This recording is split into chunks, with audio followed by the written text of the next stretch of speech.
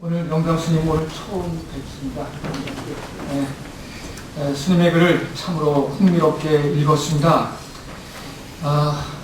앞에서 흥미로운 글들에 대한 이야기를 많이 건너뛰셨기 때문에 제가 쓴 글을 같이 읽으면 스님께서 하셨던 말씀의 요지를 다시 제대로 생생하게 이해할 수가 있다고 생각이 돼서 그냥 제 글을 읽는 것이 좋겠다고 생각이 들었습니다. 간결한 문체와 논리적인 정합성을 갖고 읽는 사람들의 마음을 사로잡는 참 귀한 논문을 쓰셨습니다. 기독교 서구가 종교 간 대화의 자리에서 부지불식간 범하는 오류도 점잖게 지적해 주셨습니다. 지난해 유엔에서 종교화합관을 공식화한 것에 힘입어 지난 5월 초 한국에서도 KCRP 주관하에 종교화합주간 선포식을 했고 이제 앞으로 상호 이해를 위한 구성 모임들이 이어질 것입니다. 이 점에서 영감 스님의 옥고는 이후 전개될 종교 간 대화 모임에 있어 커다란 지침이 될 것입니다. 특별히 URIK가 한국 문화에 근거하여 종교 간 상호 이해를 도모한 점에 깊이 감사합니다. 이 땅의 모든 종교들은 한국 문화를 토대로 하여 자기 자신을 재구성할 필요가 반드시 있다고 생각합니다. 한국 문화와 동떨어져서 자기 종교를 말할 수 없습니다. 적어도 이 땅의 종교인 한에서 그렇다는 것이죠. 영감 스님은 개념에 대한 이해에 근거하여 종교 간 차이를 설명하셨습니다. 개념이란 항시 주관의 문제와 연루되어 있다는 말이죠. 여기서 주관성은 개념이 만들어진 역사성과 지역성을 뜻하는데 저는 이를 세계관이라 통칭할 수 있다고 봅니다. 세계관이란 특별히 자연, 즉 풍토성과 더욱 근원적으로 관계되는 부분입니다. 인간이 자신을 이해하고 종교성을 표출하는 근본적인 터전이 바로 자기의 삶의 터전인 풍토라는 생각 때문입니다. 기독교와 불교가 사막과 몬순 풍토의 차이에서 비롯한 것이라고 말해도 이 점에서 틀리지 않습니다. 사막 풍토하에서 자연을 극복하려는 의지적 인간 이해가 비롯했고 그로부터 초월적 인격 신관이 생겨났습니다. 불교의 경우는 무한한 자연으로부터의 은총과 폐해, 그 양면성을 불가피하게 받을 수밖에 없는 몬순 풍토의 위력 앞에서 인간의 자기 이해 방식은 수용적이었고 그 수용적인 인간 이해의 틀 속에서 업과 윤회와 같은 종교성이 자연스럽게 생기했다고 보여집니다. 이처럼 세계관과 종교는 물과 물고기의 관계와 같은 것으로 세계관이 다르면 종교 역시 달리 개념화될 수밖에 없습니다.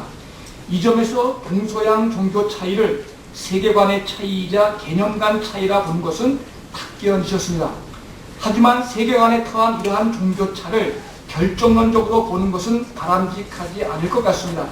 종교란 항시 전래되는 기형 문화 속에서 각각 달리 뿌리 내려왔기 때문입니다. 인도의 불교와 중국의 불교가 달랐고 그리고 한국의 불교가 같지만 또 다르며 한국의 기독교 역시 서구의 기독교와 다른 방식으로 토착화되었기 때문입니다. 또한 종교 간 차이를 같이 중립적으로 보는 것도 생각해 볼 여지가 많습니다. 초월 신과는 일체를 상대화시키기에 세상의 불의에 저항하는 장점이 있으며 연기로는 오늘과 같은 생태 위기 시대를 극복할 가장 적합한 가치관을 제시할 수 있기 때문입니다. 저마다 종교가 세계관 의존적으로 태동되었던 탓에 그곳에서 각각 자기 고유한 역할이 세상을 위해 존재해 왔습니다.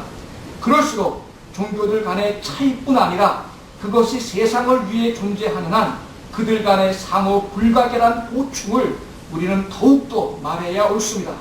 이를 논평자는 종종 종교 간 대화에 있어 자기 발견의 눈을 가져야 한다고 언급했습니다. 자신의 종교에 대해서 우선 믿음을 가져야 되겠으나 자신의 종교 전통에 대해서 아울러 비판도 해야 되겠고 그리고 세계관의 한계는 종교의 한계란 말이 있듯 자신의 세계관 속에 있는 그 한계를 이웃 종교에게서 찾는 노력 또한 필요한 일일 겁니다. 여하튼 영감 스님은 동서양 개념차에 근거하여 종교 간 다름을 긍정하는 것이 종교 간 화합의 출발이자 핵심인 것을 설파했습니다. 전적으로 동의할 수 있는 논지입니다. 동과서라는 EBS 다큐멘터리 방송 내용은 스님의 논지에 참으로 적합한 방식이었습니다.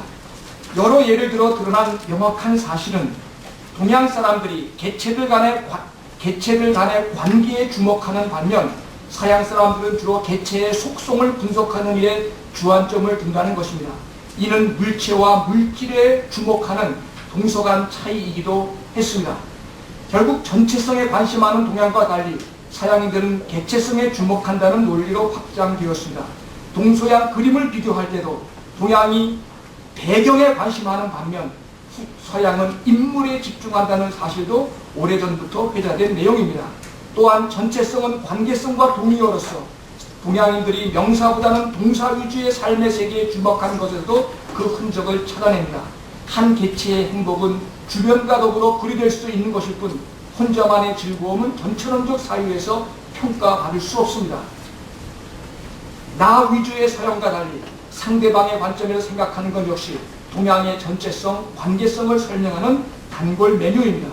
영당 스님이 정리한 바로는 서양은 개체들의 집합을 세상이라 하고 동양은 처음부터 분리됨이 없는 하나의 장을 그리 부른다는 것이고, 따라서 독립적 시각을 중시하는 서양과 달리 동양은 전체론적으로 사유하는 데 익숙하며 따라서 명사 중심이 아니라 세계 내적인 상호작용을 강조하고 있다는 것이 이 EBS 방송 분석 중심 내용이었습니다. 이렇듯 영담 스님께서 EBS 내용을 소개하면서 동서양에서 만들어진 개념차를 길게 설명한 것은 이런 차이에 근거하여 형성된 종교들, 문화들을 자기 식대로가 아니라 있는 그대로 정당하게 이해할 목적에서였습니다. 다름을 공히 인정해야 공존이 가능하다는 생각 때문이죠. 기독교인들이 종교 간 대화 중에 무심코 사용하는 희일한 개념이 불교적 시각에서는 얼마나 불편한 것인지 기독교인들이 깊이 생각해 줄 것을 요구합니다. 이러한 사소한 지적조차 고려되지 못할 때 종교 화합은 난제로 남을 공산이 클 것입니다. 시종일관 차이만을 강조했던 스님께서 마지막 장에 이르러 종교 간 공통 분모를 생각하십니다. 종교이기에 교리상 같은 것도 존재할 것이라는 판단이십니다. 하지만 공통 분모 역시도 차이를 강조할 목적에서 찾은 것이 아닌가 생각됩니다. 남의 종교를 대하는 태도에 대한 여러 종교들의 견해를 밝히는 것이 본글의 결론이었습니다.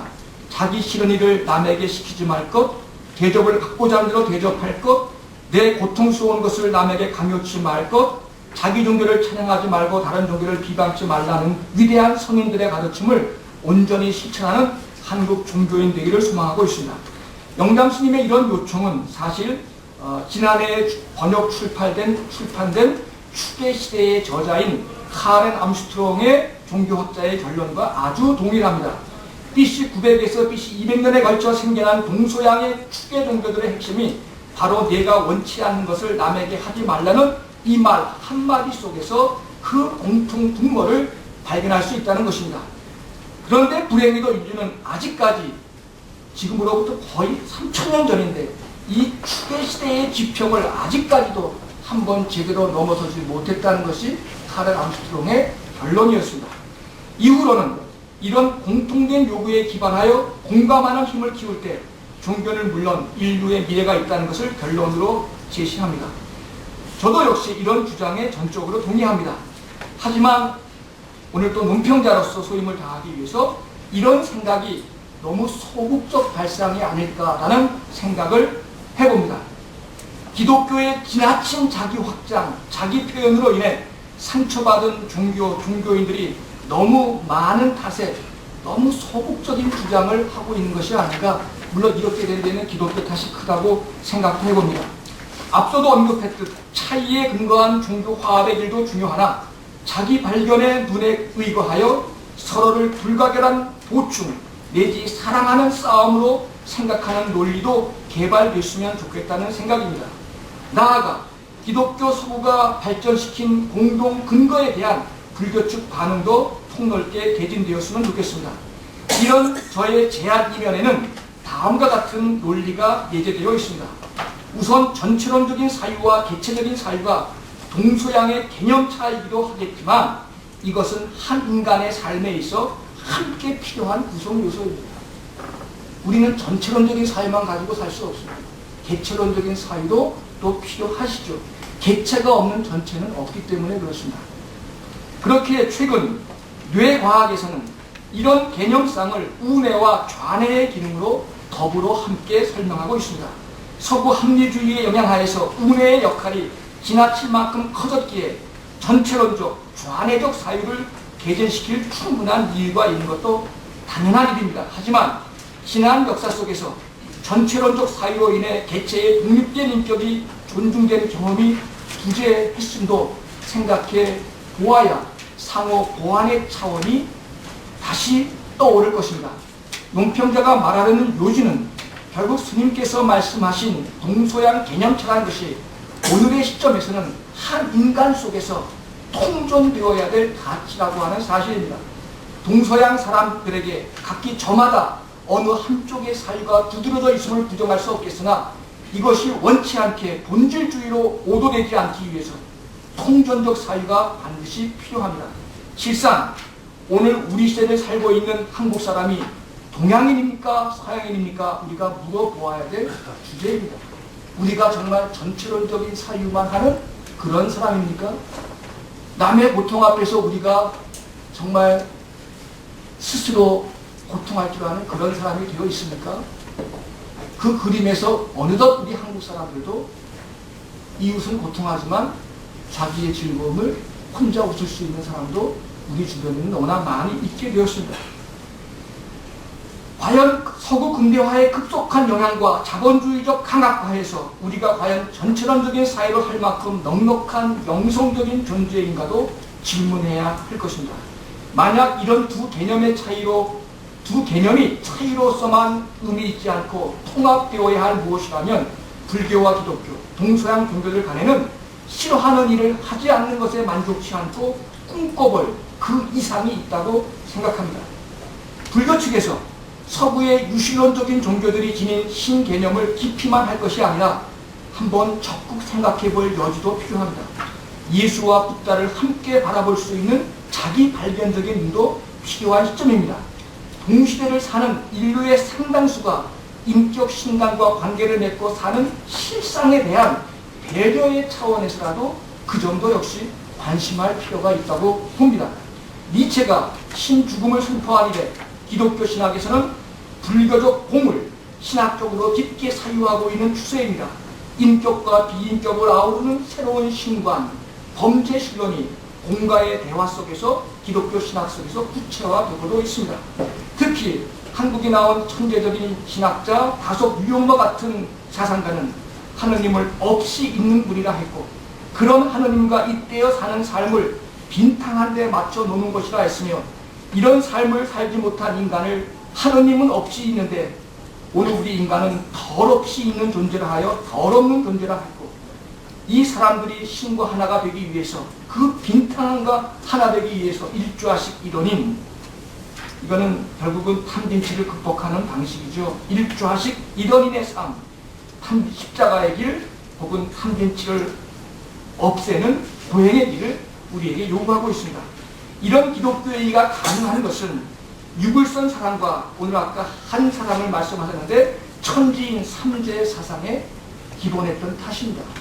오늘 한국의 유불선의 종교 기독교까지도 이 다소 위용로까지도 기본적으로 천부경에 토한 이 삼재론, 규일 사상 이런 것에 근거해서 모든 한국의 종교가 각각 발전했다고 보는 아까 선생님의 그 한 질문은 이 점에서는 대단히 유익한 질문이고 앞으로 저희들이 논의해야 될 것입니다.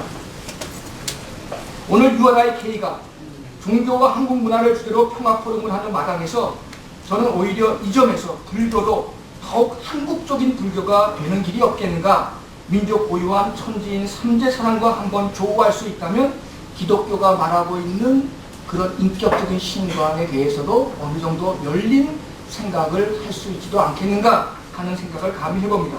일찍이 역사학자 토인비가 20세기의 기적을 동이서에서 먼 것처럼 결코 만날 수 없던 불교와 기독교가 만난 것이라고 하였습니다.